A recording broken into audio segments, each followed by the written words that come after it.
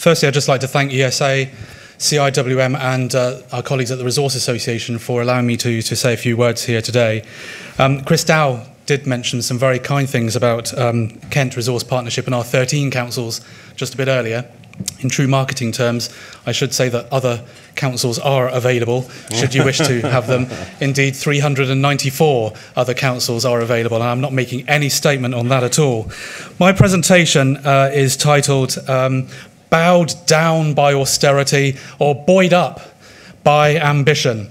And in answering my own thoughts about what I feel on that question, I reflected on some comments that Michelle Obama, First Lady of the United States, said last week in a visit to London when she went to Mulberry Girls' Schools there. She was asked questions from the audience. And she said very explicitly these words: it's not enough to want change. You gotta know how to effect change. And that got me reflecting about our own attitudes of mind and what sort of changes we want to effect during a period of austerity. And we have had 5 years of austerity already, and the sorts of changes that we have effected over that time by people who want to explore ambition are these sorts of things. And the Minister mentioned this morning in his comments, the crystalline PET, the CPET, the black trays project, where they could be recycled if they could be read by the infrared rays at materials recycling facilities. And those who wanted change in that project to get innovation so that we could make those recyclable included Recoup, included Marks & Spencer's, included Sainsbury's, included Biffa, and others too. Renewal has also been going on, and it is this week, in Recycle Week, that the national campaign, which is led by RAP, Recycle Now, has brought into play new branding that councils can use, that waste management companies can use in order to communicate with residents. So renewal is happening during a period of austerity. Collaboration has also been happening in a very big way, and there are 3 examples here. Fresher for Longer campaign, which is now very much embedded within Love Food Hate Waste by RAP. The Pledge for Plastics campaign that started earlier this year, lots of partners to that.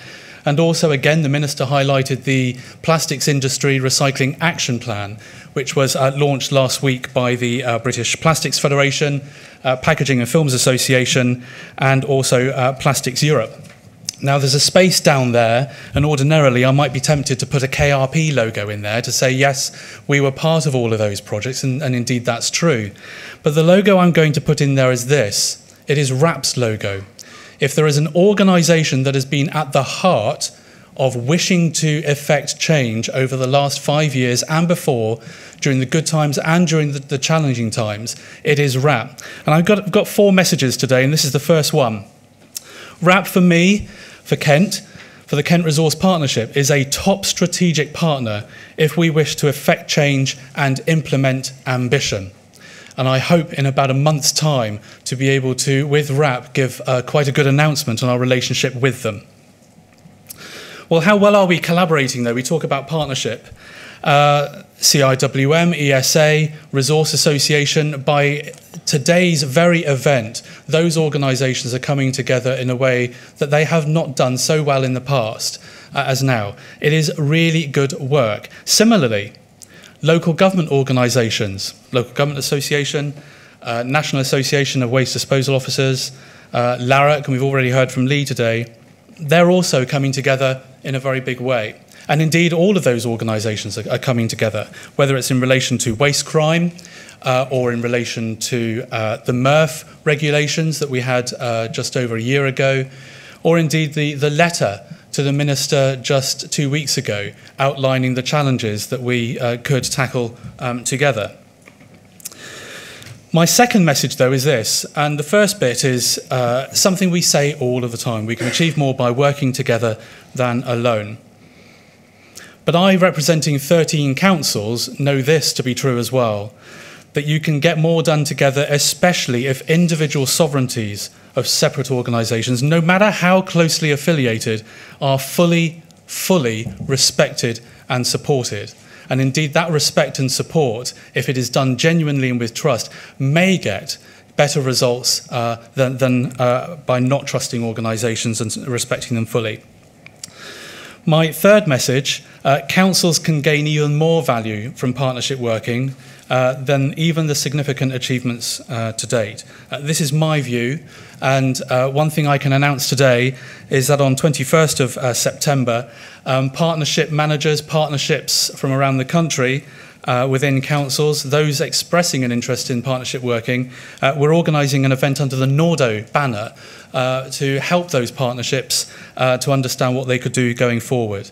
And I'm very pleased to say we have DCLG and DEFRA support for that. Now, I was going to talk a little bit about standardization, harmonization, and optimization. And I was going to very gently bring this in today for fear of stepping on toes. But you as an audience are already 500 steps ahead of me on that one from the first session.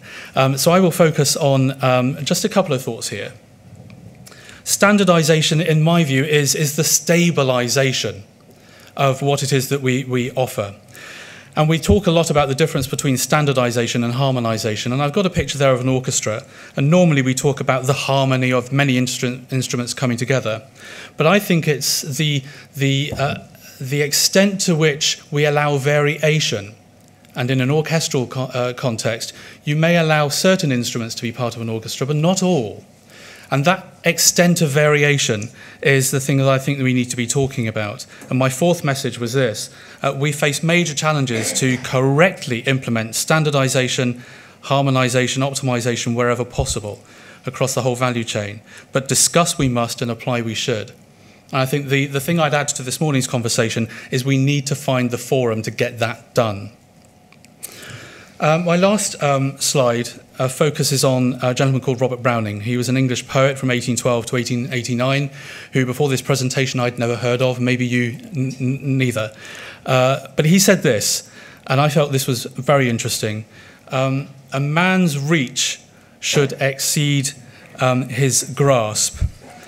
And what he meant by that, according to those who understand these things better than I, is that to achieve anything worthwhile, a person should attempt even those things that may turn out to be impossible. And I reflect on the challenges that we have and the debate about 50% recycling target, and I have to say I don't view that as impossible.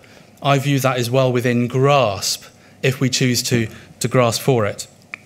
He also said, and I'm appreciating this day by day as I get older, grow old with me, the best is yet to be.